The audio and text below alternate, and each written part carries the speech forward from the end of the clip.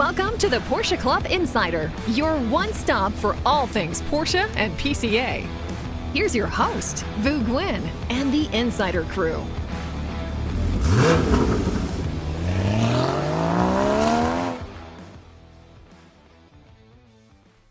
Welcome, everyone, to episode 115. We are at PCA's National office. Around the table, we have Manny and Damon Lowney. And unfortunately, we do not have Robert at the controls. I'm a little sad, but I'm also happy for them.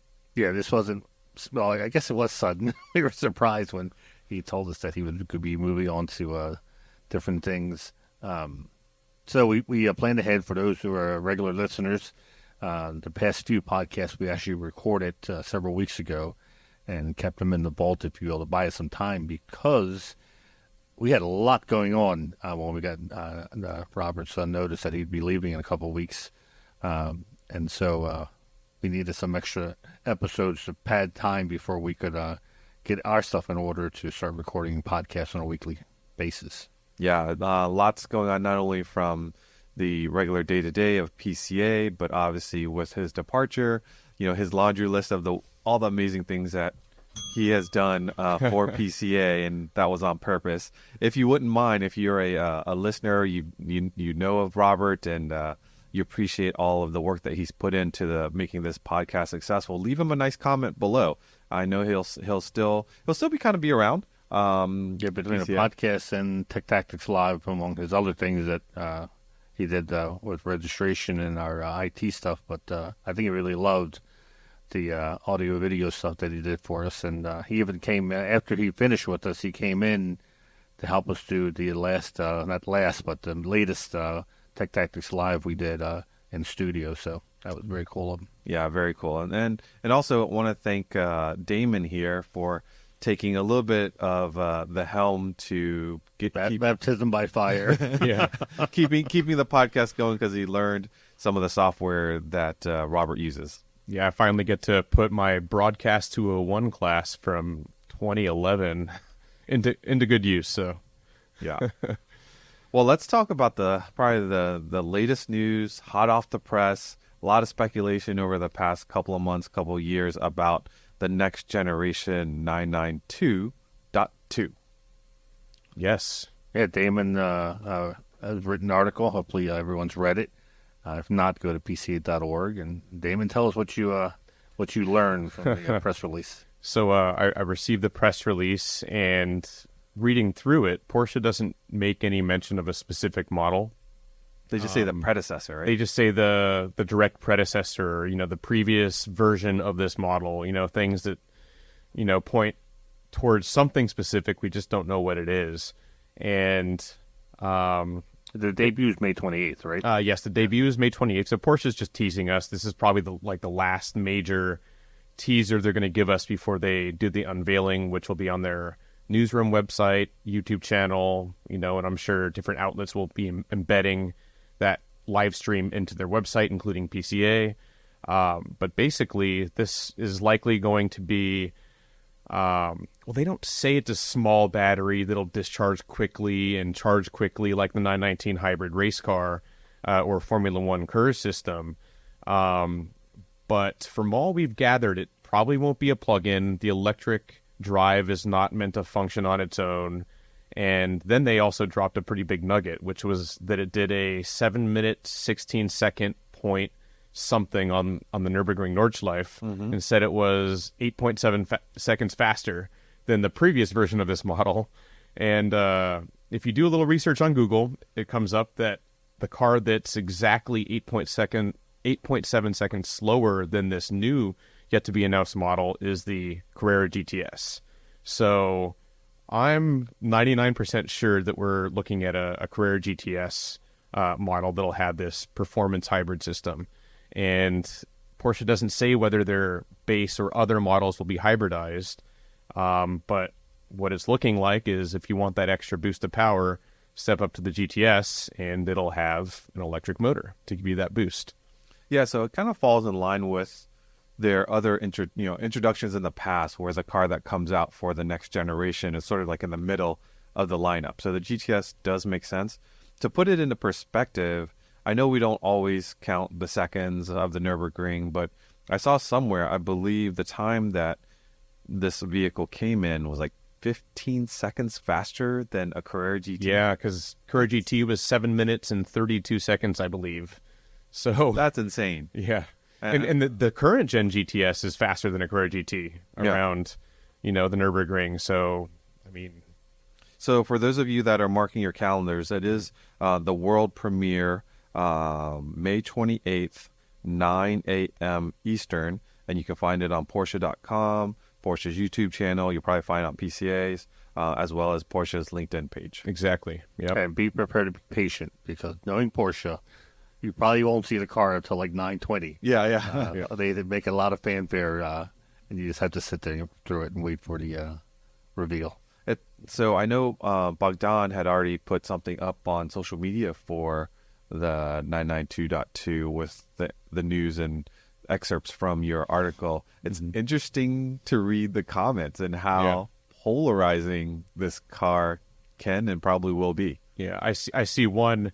Never a plug-in. Well, it probably won't be a plug-in. Yeah. It won't be driving on electricity alone if I'm right on this. I'm almost 100% that this is a performance enhancer for the gas engine.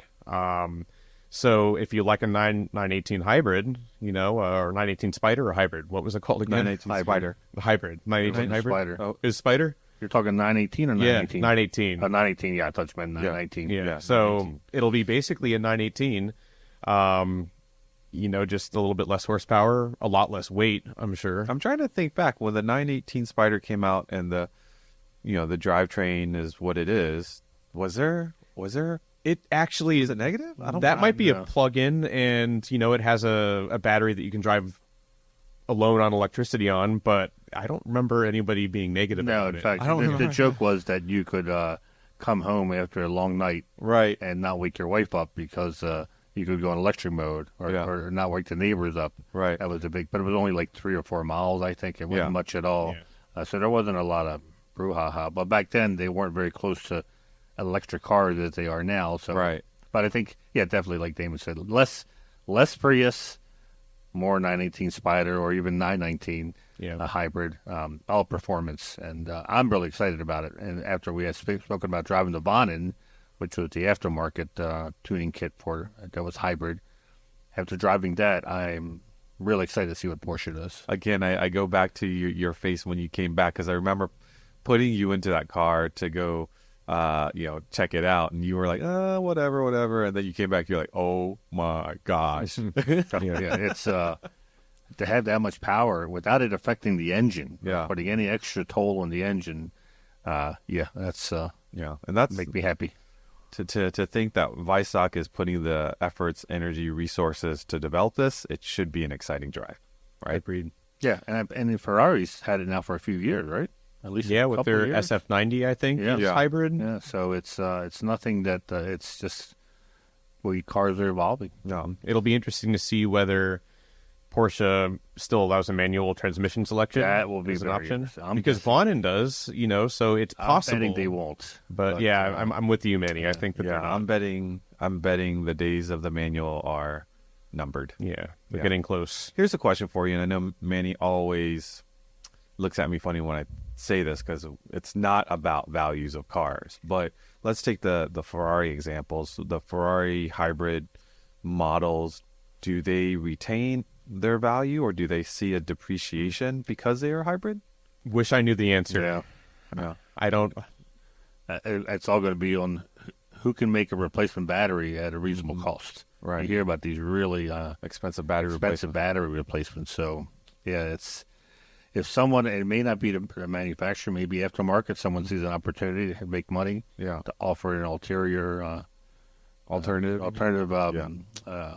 battery that's affordable, then they will retain their value. If not, that's going to be a hard selling point Yeah. if they can't replace the battery. Just because at some point someone's gonna be kind of caught holding the hot potato, and they're gonna have to replace the battery. And you're going to notice ahead of time. I mean, you're going to be able to Oh, yeah, plug in that's and true. see how much life your battery has left. So Yeah.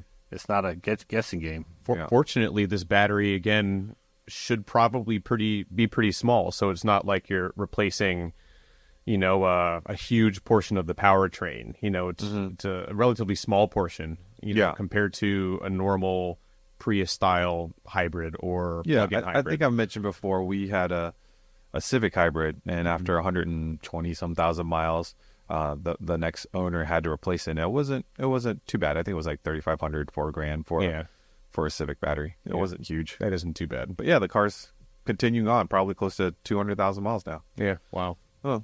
So before we go into the next topic, I would just, if you appreciate the podcast, you're listening to it, give us a like. Of course, comments. We love your comments. And of course, subscribe to YouTube. Speaking of subscribers, we crested over the 90,000 subscriber mark. We did. Last week. We did. On our way. Yeah, we're on our way. On our way. Like almost 10,000 left, right? Yeah, there you go. So again, appreciate your support with that. As Manny said, we've been pretty busy with not only day-to-day, we've been busy with, kind of learning more and more things that we had to sort of make sure we had coverage as far as Robert departing. But in addition, let's throw in the fact that we've been talking about and finally had Jake Raby and Charles Navarro at PCA National headquarters as they tried to teach me on what to do, dropping the motor out of the 996. And man, I have so much to share, and I'm glad that Manny and Damon were with me during this experience, because I think it opened your eyes as well to, man, it's a big job, definitely doable, but it was eye-opening.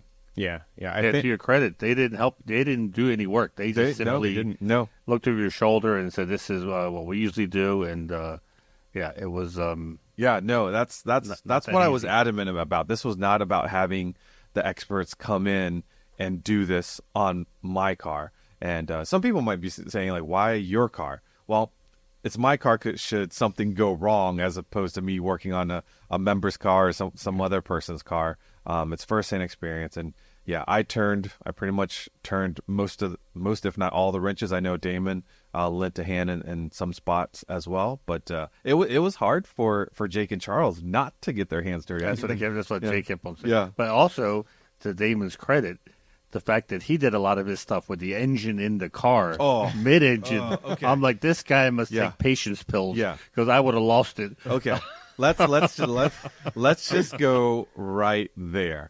Thanks, Manny. Appreciate that. Let's go right there. If you're considering doing some major work such as this on your 996, 997, or even later models, a clutch flywheel.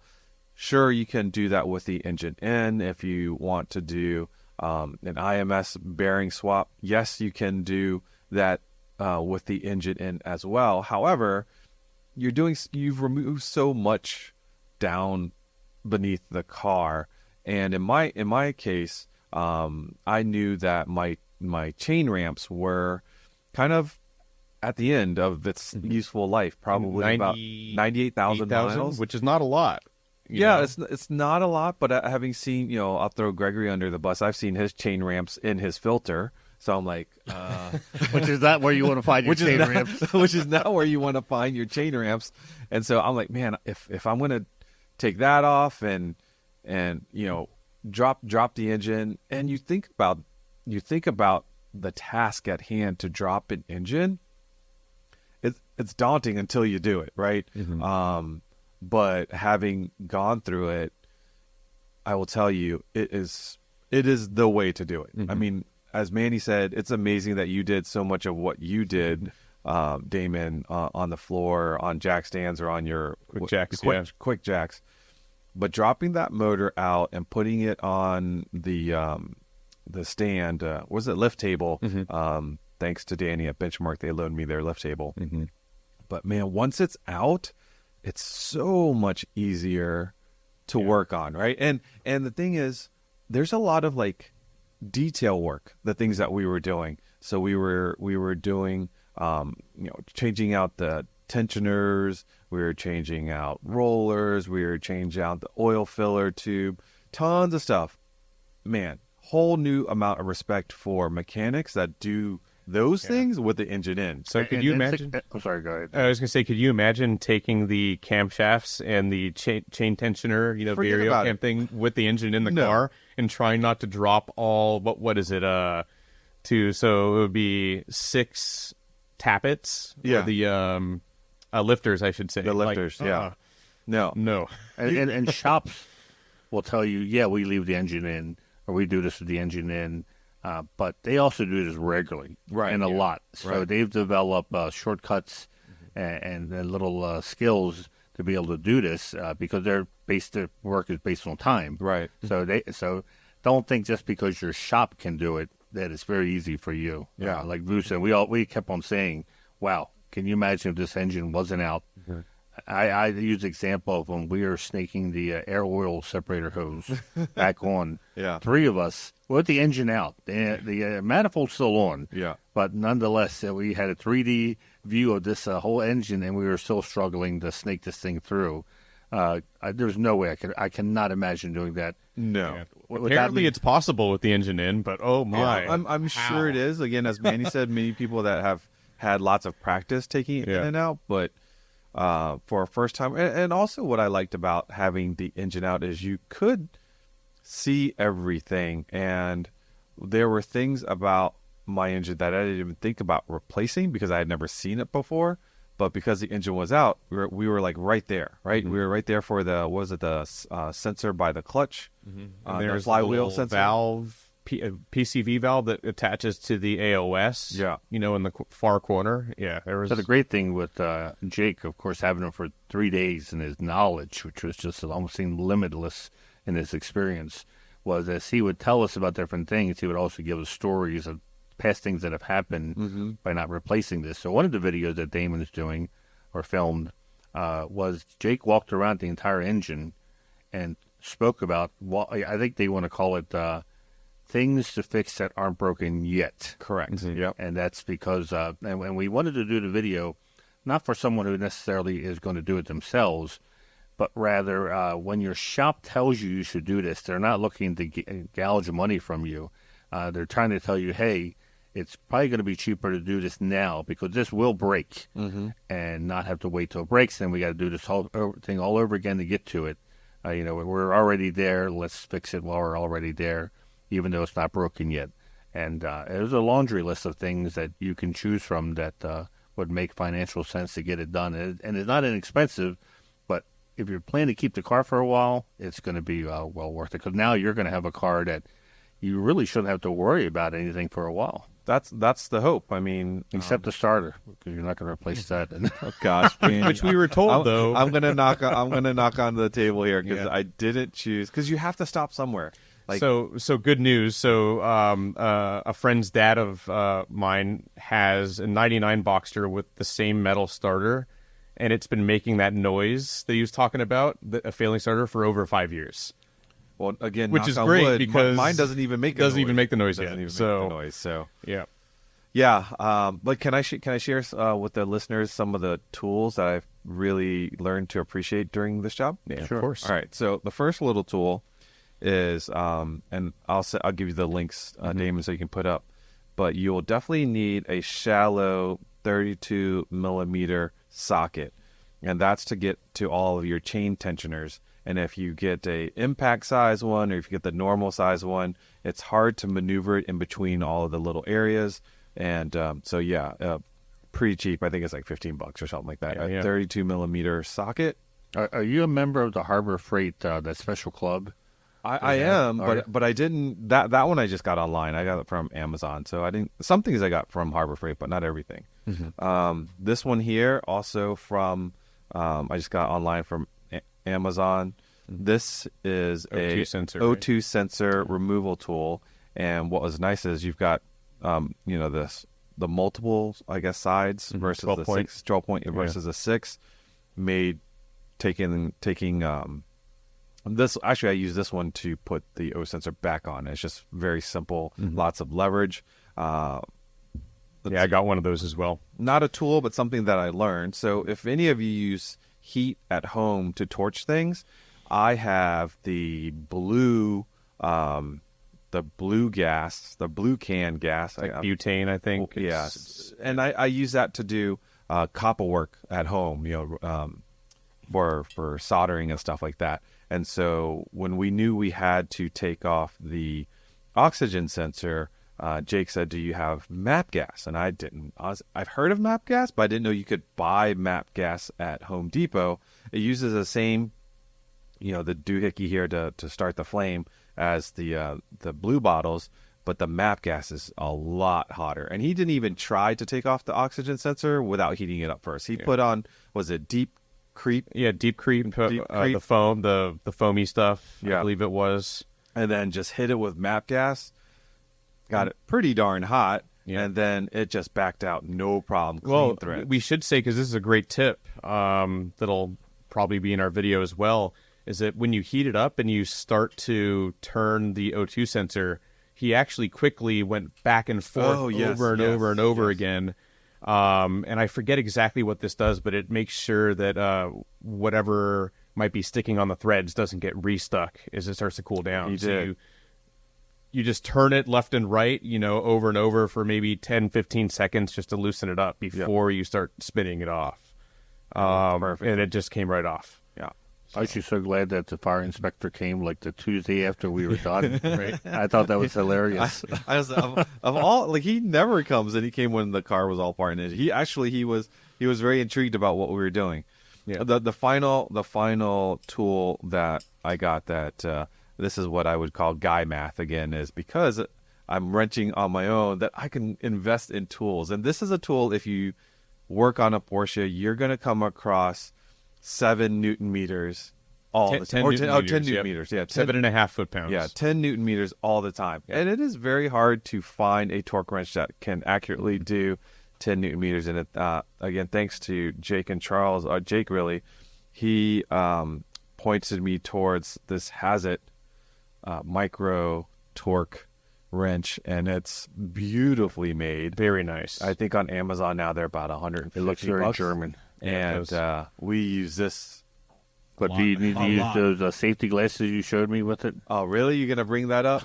So, because that print on there is pretty small. So I have safety glasses, normal safety glasses, but I also wore my reading glasses quite a bit on That's this pretty job. cool. That's a good idea. But the new reading glasses, again, Amazon, $6. They are safety glasses with a little bit of 1.5 plus add at the bottom. And yes, they're bifocals, but man, they're cool. They're so cool. I mean, now you can get your torque settings right instead of guessing. Instead of guessing. So, yeah, this is going to be, we learned a lot, probably a series of... It was 14 to 15-hour days. Oh, yeah. Yeah, we were at it. We were 8, 9 in the morning until almost 11 o'clock at night. You average it, we left it a little after 11 each night. Yeah. If you average it. Can I share with you my biggest fear? My biggest fear was not taking the motor out, even though that was a pretty big job. And shout out to Pelican for their write-up on how to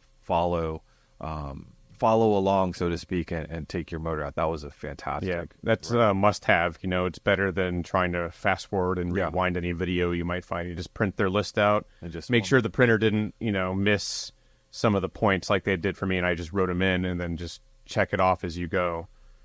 I think the main thing, whether you have a 996, 997, or like my car 987. From what it looks like, dropping the engine and even the mid-engine cars is just as easy.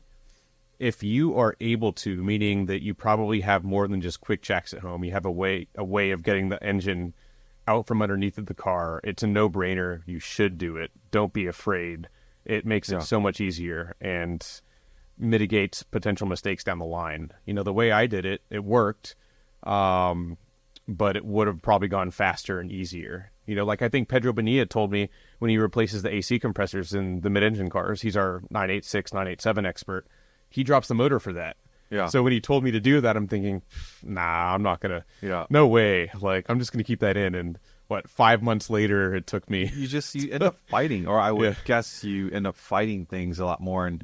And just the fact of getting up and down from underneath the car a million times would be enough for me to want to drop the engine. But the one thing I was really worried about is knowing that we were going to have to do cam timing and such. On the one side, I forget which side it was, is getting the cam timing cover off without having to remove the exhaust headers, because I will talk about Gary, our local friend here.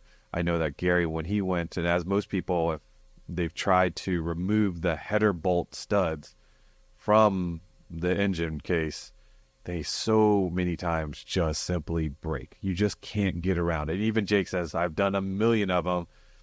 They just, you have a very... It's how many. It's how many, yeah. How many will break. And that each one that breaks is probably hours worth of spending to weld something on or drill it out and not mess up a thread. The good news is it is possible to take the cam cover off without removing those headers and header bolts. So that was the good news. That was probably my biggest concern. Yeah, with the engine out at least. Yeah, I don't. Which know. is another thing. If the engine was in, would that have been possible? So yeah. So, anyways, I think we'll probably have at least 3 videos from. Yeah, I'd probably say 2 to 3. Yeah. You know, the one Manny was talking about, that's probably the first.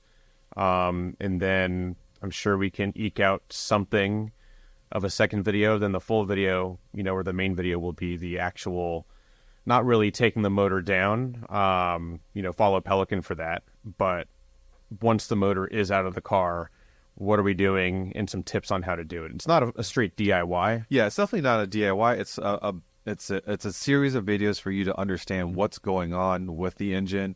What are your options? What is it that you're paying somebody to do, and you know, what it takes to make it correct. And if you're talking to someone that's going to do this to your car, if they don't understand the lingo that you're talking, then you might want to consider someone else. Yeah.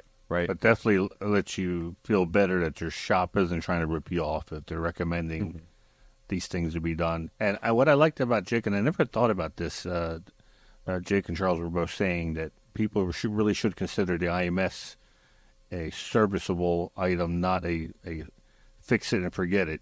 Oh, yeah. It's an item that 60, 70,000 miles you should think about replacing, just like you would a timing belt. No one says, well, a timing belt works, it's going to work forever. Right. It eventually reaches a certain life, and then we have to replace it before something catastrophic happens. So with the M97, M96 engines, you should budget, and for the people who can replace the bearing without splitting the case, that's a huge plus. Yeah. On my 97, I don't have that luxury. Right. So I have to keep an eye on it. Keep my purple candy. Pull the reseal if you ever get down there, right? Well, and that's the thing. A lot of people ask me, so why are you doing this? Why are you dropping was something wrong with your car? Nothing was wrong with my car. That weekend before, I was autocrossing it, and excuse me, and it was driving wonderfully. But I've been planning for this. But wasn't satisfying when you looked in the air oil separator? We saw traces of oil inside of it to say, heck, had I not done this, it would have just been getting worse. It wouldn't have fixed itself. Oh, no. So my wear pads were worn. Yep. My AOS was starting to fail. Just a number of things that I knew. I had an idea, but again, car was driving wonderfully. It was making more power with the cam timing off, is what Jake was saying. It'll make more torque now that the timing is, mid-range, which is probably better. Yeah. So it's been a great journey. The journey is not over yet. As of this recording, we still have to. I bought again since I'm saving money. I bought a smoke machine. Machine so that we can throw it into the intake and throw some smoke inside the intake. Are you sure you want to find out if there are any leaks? I rather find out now while the motor is outside of the car as opposed to in.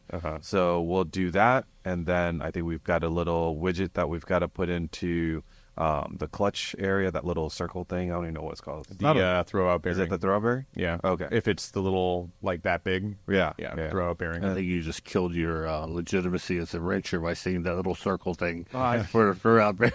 Because it's plastic. It's not even. It doesn't feel like it's a bearing. It's like Porsche does them plastic now. Yeah. Some of the earlier ones were metal. Yeah. The one, spec clutches. Yeah. They give you a metal one. So when I bought my spec clutch for my car, and I also bought a throw-out bearing from Porsche. Yeah. you see the old Porsche ones, you see divots in the plastic where all the finger springs are. So that's how they wear out. Yeah. And I'm thinking, that's why they did metal. It'll probably wear a lot less. So yeah, I did everything that I could buy. I bought OEM factory stuff. But I'll tell you what, after listening to Jake and understand, and I had a balanced flywheel in my race car. Mm-hmm. But even for the street, hearing about how unbalanced a lot of these flywheels are brand new, that it's worth the extra bucks to have a shop perfectly balance your flywheel. Exactly. Yeah. So speaking of your car and being on quick jacks for several months, it's now off the quick jacks, but you put it under the knife again as of today. Yeah. So the car back on the road, it's running and driving. I'll throw some pictures up here, but basically, for those who have been following, I made a final version 3 of my air oil separator hose and ended up wrapping the whole thing in the 3-to-1 heat shrink that I had, just because for the 2 previous versions, me sticking it through the intake and pulling it out when it didn't fit correctly, it started gouging the heat shrink, but also in a couple areas where the heat shrink wasn't, you could tell that it had been scraping on the way in. So I just covered the whole thing and made sure that there were no holes in it and put it through, and it fit. So my next challenge was I have this throttle body that's in a new position. And if you want the double stack oil and coolant heat exchanger from the 996, because I also put on the center radiator, it sort of balances that off to have the heat exchanger be bigger if you have more coolant. The stock plenum and 74 mil throttle body doesn't fit because it's in a different spot. So you move that throttle body up, and all of a sudden the electronic connection, this thing on the side of the throttle body, gets in the way of the custom AOS that I made. And this is really only a problem if you have a motorsport AOS and the 82 throttle body with the IBD plenum and the double stack. Like, it's all these random situations, but all I did was I took the throttle body and flipped it upside down, so 180 degrees, and that clears up enough room for the hose, and there's not enough room on the engine cover. So I took my engine cover, took a hammer, and just hammered out a little dimple. Oh, nice. For it to fit. And, you put the carpet and the foam back on, and you can't even tell it's there.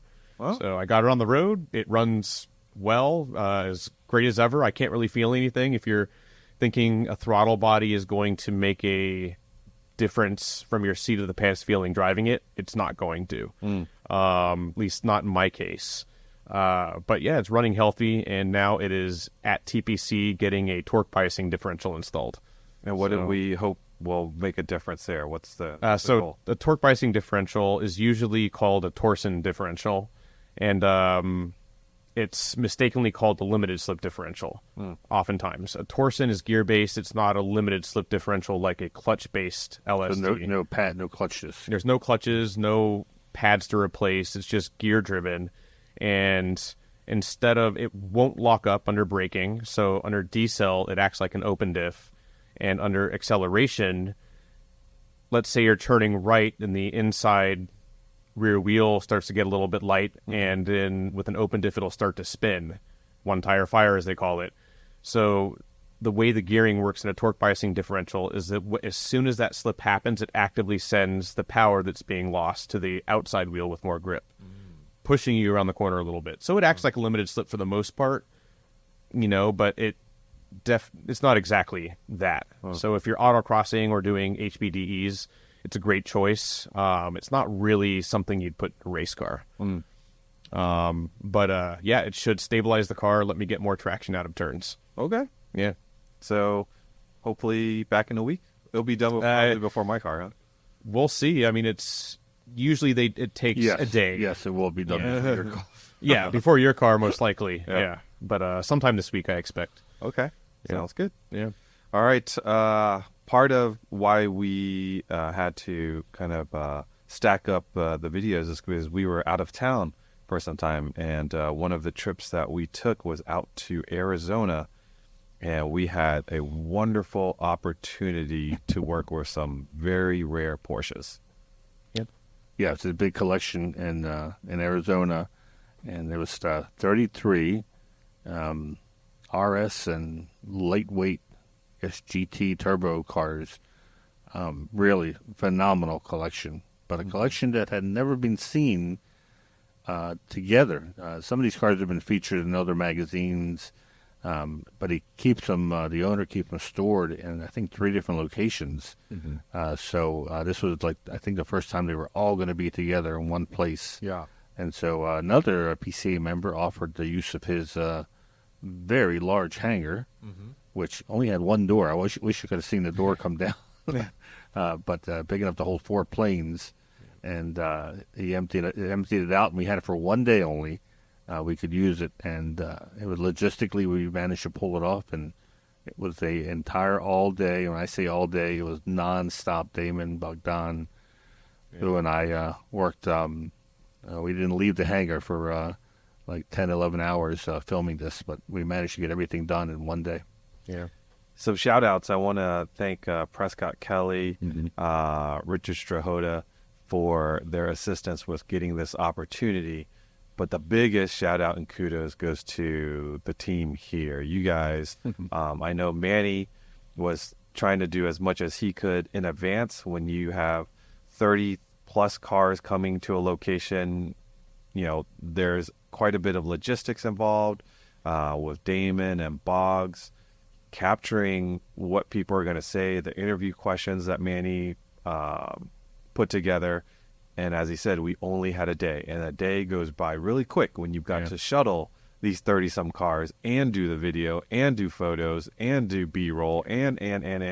Ideally, we would have had like 3 days. Oh, yeah. But yeah, one day is what you got. One day's what we got, and we certainly made the most of it. And I think by the reaction of the owner and people that were watching you all work, they were like, let's just stay out of the way and let PCA do their thing.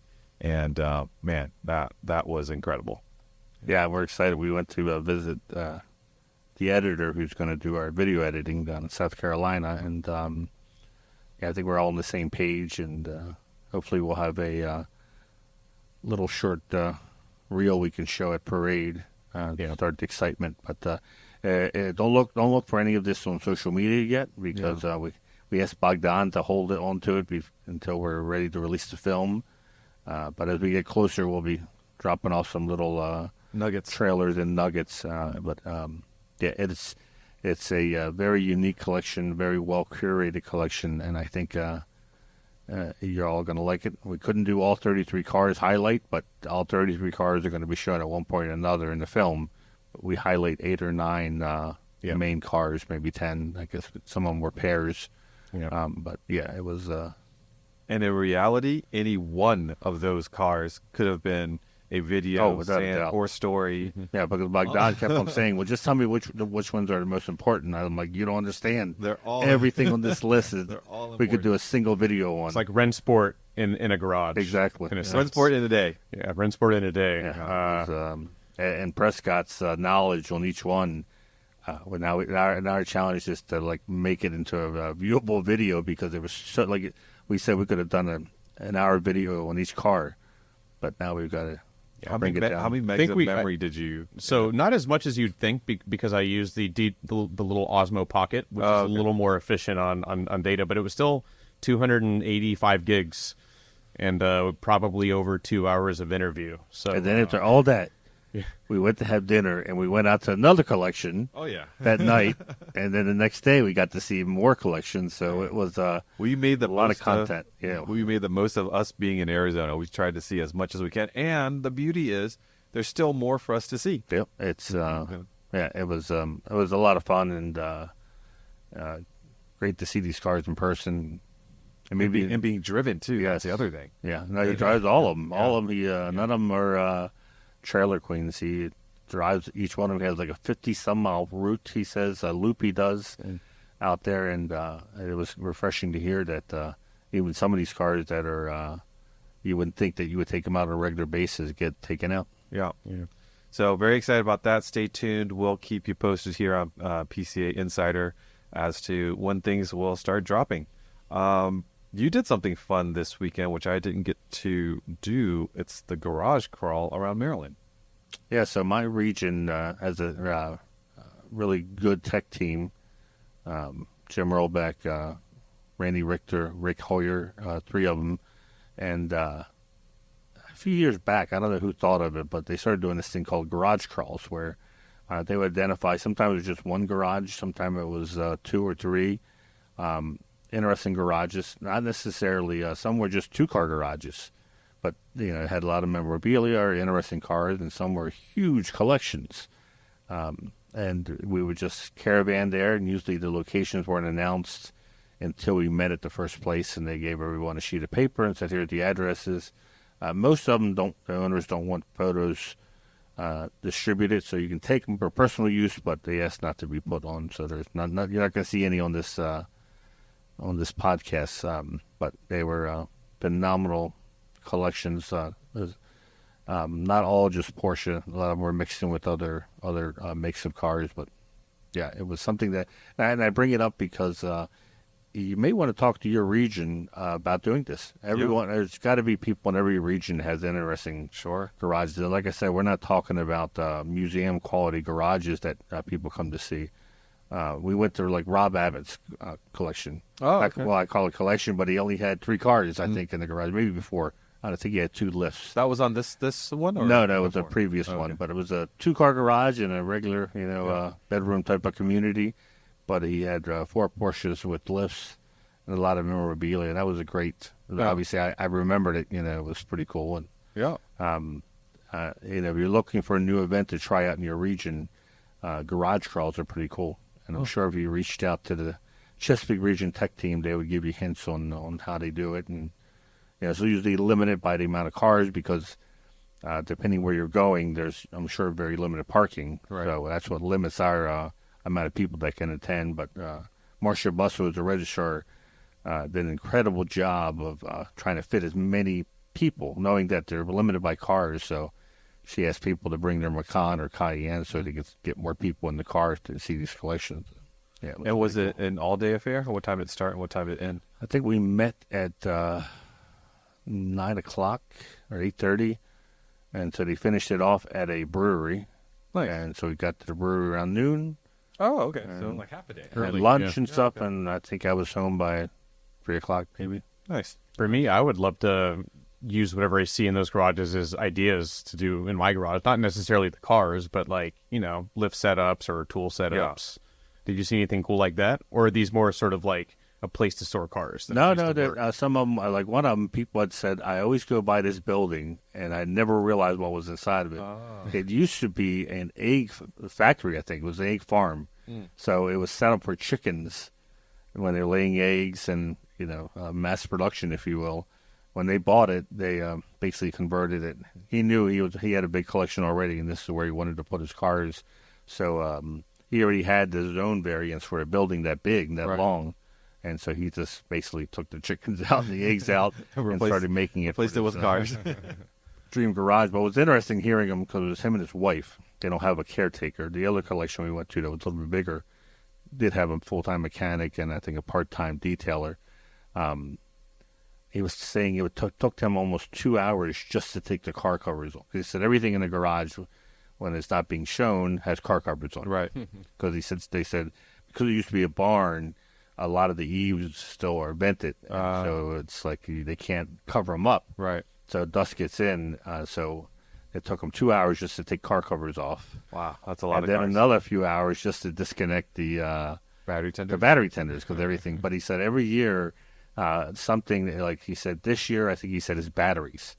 So I forgot how many thousands of dollars he knows he's going to spend. Right.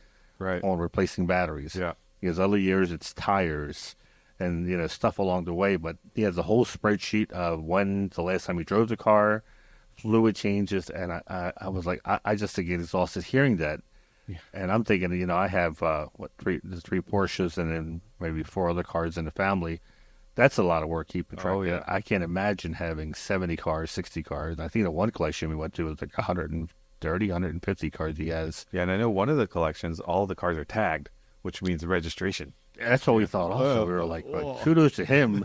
But wow, you would think at some point they would say, become a dealer or something, which maybe they don't want to go for the headache. So like I said, if you have some of these cars, maybe that to us we think about registration costs, but maybe to them that's not a big deal. But yeah, it's a lot of work. But we're very grateful to everyone who did open up the garages for us to come and take as Jim Earlbeck called it, automotive warriorism. Yeah.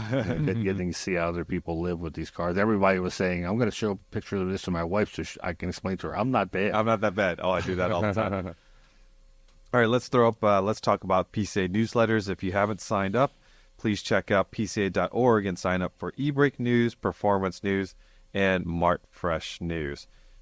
Damon, you want to pick up on videos? We've dropped several since the last time we got together. Yeah, this is, I even wonder if we've dropped a couple more. I'd have to go back and look. But one of them was something recorded at Parade this past year, and that was Porsche Motorsports Retro Livery, which, if you think of, just to start it off, is the famous Coca-Cola livery that Porsche ran on its 911 RSR during Petit Le Mans, I think, a few years back. Yep, exactly.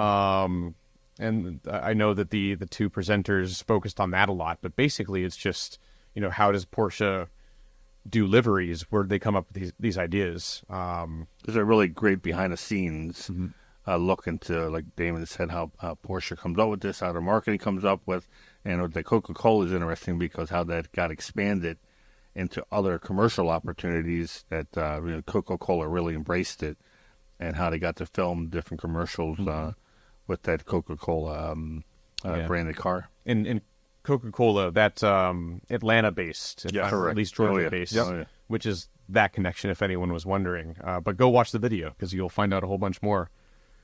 We also had a behind-the-scenes of Overhauling, the show on, I forget which channel, that Chris Jacobs is one of the hosts. Yep. And he was also one of our hosts at Porsche Parade in Palm Springs last year, and will be again in this upcoming parade in Birmingham. But basically, I don't think that there were a ton of Porsches on Overhauling, but there were at least a few. Just one, I think. Just one. Wow. One, yeah, and 356. So, very nice one. Yeah, we got to hear behind the scenes of that. But we also got to hear basically of automotive reality, how they film it. And he told a story about how he got punched. Yeah. Because the whole idea of Overhauling is they pranked the owner of the car into they're taking the car away, or they're the police, or something along the way, and then they say, "Hey, you're going to get overhauled," and they redo the car.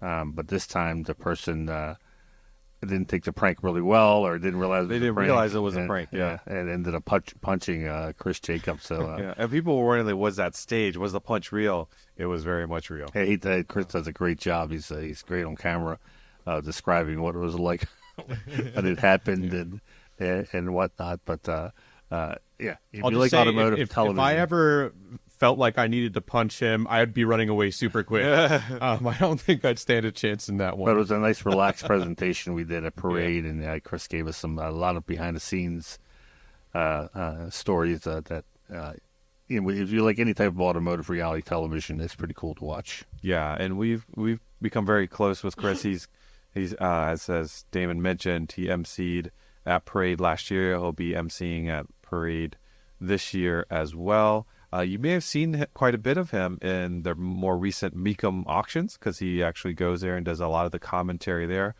You probably know Chris Jacobs more along the lines of Mopar and Dodge. That's what he's probably more well known for. But believe it or not, he is in fact a Porsche owner and has a great story about his own G-Body 911 that goes back to his dad, I believe. Nice. Yeah, very cool. All right. Let's see. What other? A couple more. So our last podcast, Analog Porsche. I don't know if you want to continue or read some of the comments at this point. That was a very popular episode, which we thought it was. It was with Jim Earlbeck, who owns both analog and non-analog Porsches, and I wanted to just read a couple of comments because we had a lot of people give their idea of what is analog Porsche here.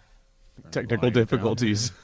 This is stuff that Robert would do behind the scenes. Yeah. But we don't have Robert right now. So I think, let's see, David Peck, 596. Analog and raw are the words most used in this discussion. The word visceral is a word I would use to express the way most people want their Porsches to feel. A combination of rawness, power, and feel makes the Porsche a visceral experience. Analog can contribute to this combination in the feel category, but much more is involved. Let's see, Almatic 77. If the 996 GT2 is the last analog Porsche, then the 99 C2 is the last non-GT analog Porsche. And I love Here, mine. 99. There you go. Vu agrees with you. Our own Richard Strahota. You guys came close, but I was so quibble your selections for the last analog Porsche. The core aspects of driving a car are steering, braking, and applying power. When a car intervenes to control one of these aspects for the driver, it is no longer analog, in my opinion. So, cars equipped with ABS are no longer analog in the pure sense. I would say that the G-Body 911 is the last of the purely analog Porsches. Yeah. It's hard to argue with any of these, you know. That's what we're saying in the podcast, right? Like, how do you define it? Yeah, I couldn't help but reply to Richard there, and you know what I said is mine feels analog right up until it doesn't. Yeah, you know it's Dan Mitford 2469 having an actual key, an e-brake lever, not a button, no touchscreen, manual, hydraulic, steering rack are some of the markers of an analog car. Definitely no GPS. Yeah. So sure. we knew that going in, this wouldn't we wouldn't find an answer because everyone's very subjective, everyone's opinion. But it was a great exercise to see what people really think, because I know next to curated, that's one of the most used terms I hear is analog. Right. And I always joke with Vu, and I hear 901 or 992 saying their cars are analog. Yeah. I start to wonder what exactly is analog. Right. So it's crazy to think a Carrera GT is far from analog because it has traction control and ABS, right? Yeah. But that's I would consider I would analog. consider that car analog. Yeah. Yeah. Based on what is relative today in modern cars. Yeah, right? exactly. So couple more. We did a video with Cam Ingram at Road Scholars and told a little history of Porsche's GT cars, but not starting with the current water-cooled 911 GT cars like the GT3 or GT3 RS, but starting with the OGs, the 356 GT cars, Carrera GT, SC GT, the Super 90 GT, I'm pretty sure. I have to go back and watch. 356s are the toughest for me to keep track of when it comes to all the model names. But it's a very good history about Porsche's early days of making their sports cars lightweight, handle well, and a bit more power. And, you can really draw a line, put a string from those cars to a GT3 today, and it'd be a pretty straight string. So, and for me, the crazy part of all of this GT programs in the early days, it would be, imagine today, an individual going into a dealership and really checking the exact box or boxes that you want for a race car, and the car be delivered to the dealership and you can drive it home. It's a little bit different now. I mean, you have to be qualified, you go through motorsports, but back in the day, you could tailor the car exactly the way you want it. I think he said basically doing a 911, what do you say? Not the Cup R. his car that he had there? No, he was just saying how crazy to think in today's he says GT3R. GT3R, yeah. He said GT3R, GT3R. gotcha. He's like, just imagine being able to order your GT3R at a local dealer today and just driving it home. Like that's make it even stranger is back then there wasn't dealers in the sense that there is today, where it's Porsche dealers stand by themselves. It was like Porsche, Audi, Mercedes. It sold a bunch of makes, and Competition Motors, it was very famous in California, sold different makes. And if you watch Herbie the Love Bug, like the original one, you'll see an example. What the dealer that they feature in there sells a bunch of different makes of high-end sports cars, and to get the Volkswagen Bug, which the guy just despises having a Volkswagen. But that's how dealerships were. It wasn't a Porsche dealership; it was an automotive dealership. So, Right. Yeah, it's a really fascinating video, and Cam definitely knows his stuff. Yeah. There should be a few more videos in the future coming out from that visit as well. Yep. And finally, if you haven't seen it, Lake Speed did a presentation at Tech Tactics East in February on oil and fuel additives. And we've covered a similar subject or adjacent subjects in past Tech Tactics live videos or videos in general. But this focuses really in on additives in fuel and oil, what they are, why they could be good or bad, and what you should try to aim for with your car when it comes to them. My favorite part of the video, the whole thing's done very well, which Lake is always great at presenting, but about the last third of it is he puts on the screen results from his oil analysis that people sent him, and he puts in there what kind of oil they use, how many miles, the whole 9 yards, and what they've discovered from reading this analysis. And it's really It's data driven. really fascinating. It's not just it's not just And anecdotal. apologies that the questions for the Q&A session couldn't be heard. We will make sure that that's But not he the does case next repeat time. them. Yeah, so Yes. it's a live session that we're Yeah. recording. Before we started recording, we did say please repeat, and he does try. But it's live. We'll hand the mic over Yeah. next time. We'll have a better way of that. But again, for those of you that didn't get to go to Tech Tactics in person, this is a great alternative. No, it's a tremendous a resource because it's nothing that gets old. It's very current, and in general, if you're just looking at using an additive, it's something to keep in mind. So can I kick off the news with something that I read, and you actually added it to the list today, Manny, that I thought, man, this is insane.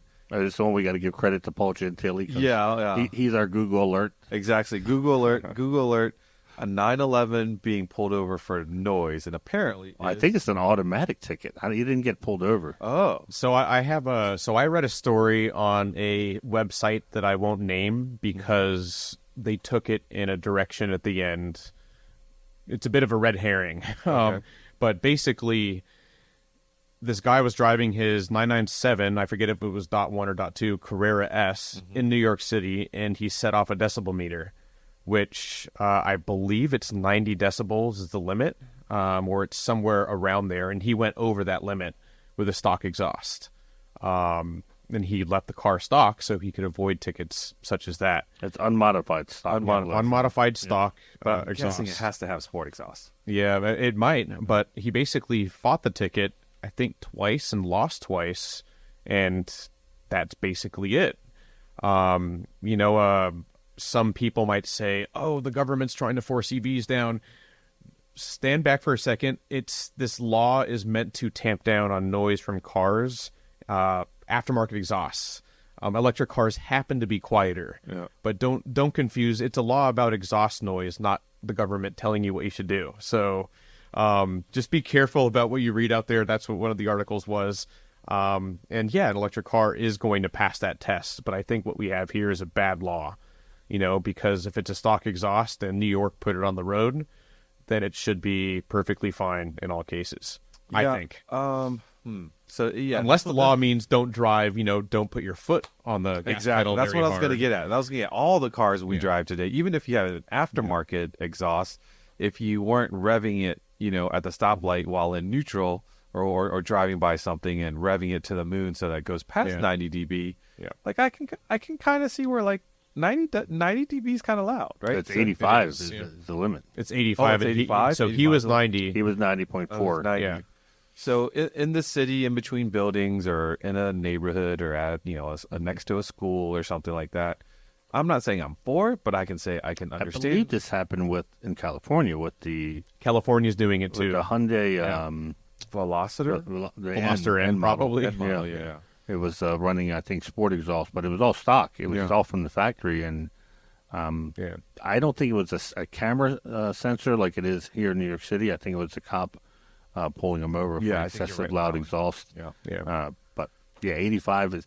I remember at Lime Rock. This is back when the 993 twin turbo came out. Lime Rock has a very low decibel reading, and if I remember back then, the sound guy would move around the track. So on where some tracks it's permanent, so you know to put the clutch in. Well, yeah. And you go Laguna by, Seca. and and I think Summit Point was the same way. You just put the clutch in for 2 seconds, and then you're good to go for the rest of the lap. Yep. The noise from the tire and wind was triggering that it was too loud, and this was a completely stock 993 turbo. Wow. So I guess here is, if the goal is to make people not buy aftermarket exhaust, then it's a bad law. But if it's also meant to maybe slow people down so they're not driving in a manner where that exhaust opens, then I think they're achieving what they want. I think they're just managing noise pollution. Yeah, and they are. Like, who would want to live in a city where everyone's driving at 90 decibels? That right, kind of suck. Yeah, 90's quiet. Yeah. Is it? I think it's 100 at the local autocross. We have a decibel meter. We do? SCCA does, I should say, not PCA. We have to stay below 100. Why do I think Summit was like 112 maybe? Whoa. That's pretty loud. Yeah. Yeah. And I remember I broke it with my 964. So a stock GT 997 GT2 RS and GT3 RS 3.8, they will both set off the decibel meter at Laguna Seca unless you lift off in that one spot on the track. Yeah. So go So figure. I think it's only getting worse as more and more electric cars come out. Yeah. Yeah. And people will be less tolerant. I think remember when we travel overseas and you notice smoke more, like the smell of cigarettes more. Yeah. Like, I'm sure it was like that here in the States, but because we've become I can smell it like across the room. Somebody smoking. So at the airport in Frankfurt last year, as soon as I get through security on my way out, through security, but you pass a checkpoint, I'm still really far from the entrance, and you can smell cigarette smoke wafting into the airport. So, yeah. All right. Well, speaking of tracks, Porsche was on a number of tracks this weekend, so I think there's some accolades and congratulations in order. Yeah, so I guess the first was World Endurance Challenge, WEC. They were at Spa. And what was really cool about this, not only did Porsche win, but it was a Porsche privateer team that won. And that's pretty momentous for the 963, particularly because Porsche is the only manufacturer who has customer teams right now. The other ones are all the other hypercars in WEC, they're called, are running factory teams. So not only does Porsche have 2 other privateers, but one of them won. And it was a 6-hour race. If you check eBreak, I will have my article out about all the races. The other one was Laguna Seca, which was I think a 2.5-hour race. And in my article, I have the links to the highlights. But Nick Tandy, he's one of my favorite drivers, and he makes an amazing pass with about 15 minutes left against the leading Cadillac. They both could choose which way to pass this back marker, and the Cadillac chose poorly and went into the dirt, 2 wheels into the dirt, which gave Tandy not only the lead, but gave him a good 5-second buffer. So, it was and of course, Formula E, they won. So, all around, Porsche and GT classes, WC and Montai wins in the GT class, and the number 77, Rexy, the AO Racing, can't miss it, looks like a dinosaur with the big teeth in the front. That takes the GTD Pro first place. So it was even in GTD, which Porsche has not been competitive at all, we got 3rd place. So it's podiums for everybody. So the next news item, did you shed a little tear because you were hoping quite a bit, and it has to do with Mr. Vettel? Yes. I think if you read between the lines, I don't think he was fast enough. Really? Yeah. He did you read it today, Damon? No, I didn't see that one. No. Ursa Karatal, the head of the LMDH program for the factory, said the situation was just not right for Formula 1 champion Sebastian Vettel to race for the German manufacturer this year. Because I know Porsche would have loved to have had Vettel on their team, but I think Porsche also wants to win. Wow. And they said because of the way testing is, the Sebastian's defense, he didn't get a whole lot of seat time in the car like the other drivers have, and he's not going to get a lot of time to be able to practice before Le Mans. So I think they sat down and said, do we want somebody famous or do we want to win?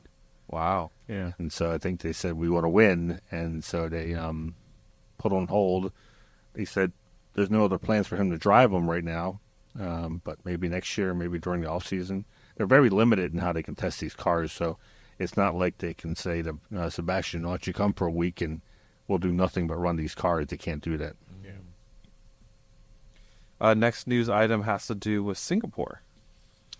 They opened up, let me read it again, An experience center? another experience center, but it's their, they are just dropping these experience centers all over the world. 11th Porsche Experience Center, which is really incredible when you think about it. I mean, this is almost like a Disneyland for Porsche fans. And how many other manufacturers are doing something like this? I know really Ferrari think has Ferrari- Ferrari World, but I don't. That's more like rides. I think this is, and they make them close to airports. So like L.A. is depending on traffic, it's relatively close to LAX. Atlanta's right there at the Connected airport. to pretty much So yeah, we're lucky to have two here in the U.S. Canada. I don't think there's Canada one has in one. Canada yet, no. I think Silverstone was the first. Yeah, it was maybe? the first, yeah. So yeah, it's pretty cool. So now they've opened up their 11th one. Oh. All right, let's get into PCA events. We have PorscheParade.org in Birmingham, which we mentioned earlier, June 9th to June 15th. We have registration opening May 22nd for Works Reunion Monterey, which is Friday, August 16th. We have Treffin Mount Washington. Registration for it is May 29th. The event itself will be September 29th through October 3rd. And I have to say that the website is already live. So if you're thinking about going, go to their website, pick out all the stuff you want. I can almost guarantee this will sell out also at a record time. This is in the Northeast. Yep. And so all those PCA members from the Mid-Atlantic and Northeast are already talking about going to this. So your best bet is to be prepared going into registration. Don't make the morning of registration the first time you see this webpage. Go now, look at the description, look at the schedule, decide what you want to do. Decide what you want to do if one thing sold out, and you have to select the second choice for a tour. Also, when you get in there, you can hear yes, yes, no, no, and move through that registration as quick as possible. You want to check in, log in, make your selections, complete your registration as soon as possible. Because if you log in and then kind of lollygag and think about which options, by the time you check out, it may be sold out. Exactly. You got to check out for it to count. Just because you're in the system doesn't mean that we're waiting for you to check out. We don't count it until you check out. Yeah. And for those that might want to complain, because I'm sure there will be people that log in, check in, or just simply miss the day and find out that Treffin is sold out. It's very popular, and we have limited space, and the by design, the venues that we go to can't host large numbers, and the reason why Treffin has that unique experience is because of its size. So, that's the best thing I can say is, as Manny mentioned, is take a look at the website, make all your selections early, get in, get out, and then that is your highest probability of getting through. Is it guaranteed? Absolutely not. But armed with that information and logging in as soon as it opens, it'll give you the best chance. It's the same way for this garage crawl. This garage crawl sold out, I think, in like 45 seconds or a minute in my region. And that was because people like my wife were waiting at their phone until the second it opened up. And then, bam, she was on there, and she knew the process of how to get two people registered and whatnot. It's like getting a boarding for Southwest. It is. It's kind of like that. We should start charging for early bird. Early birds, yeah. You've heard me mention it before. We are going to Alaska with Princess Cruise Lines, and we have well over 800 folks going to the cruise. And we also have a very unique event. It's June 21st. It has to do with a car that I wish I was driving. It's only in parts, and a car that you do have running.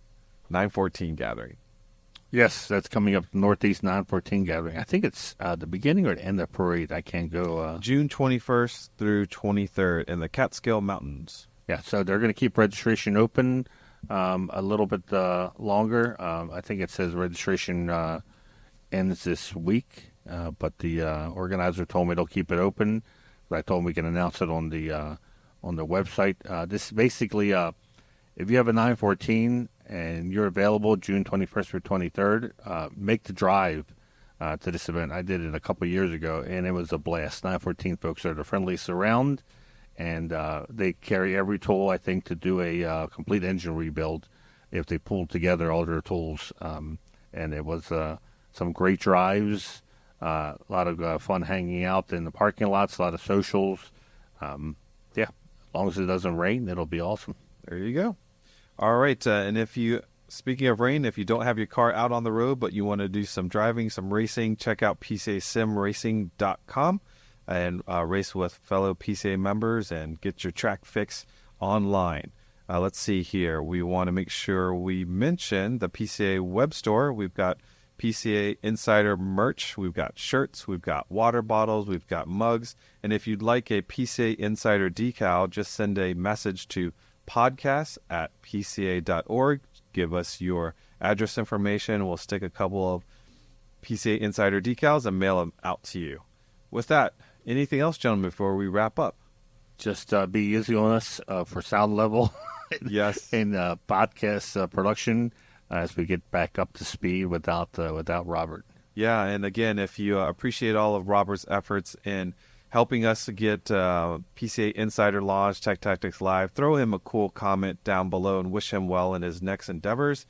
Again, thanks for listening. If you aren't currently a PCA owner or a PCA member and you own a Porsche, what are you waiting for? Grab that VIN and head over to PCA.org. And if you're looking for a Porsche, we have the test drive program. Again, PCA.org. Remember to follow our podcast Instagram page, behind the scenes photos, videos, Porsche Club Insider, all one word. Send us a message or a note at podcast@pca.org.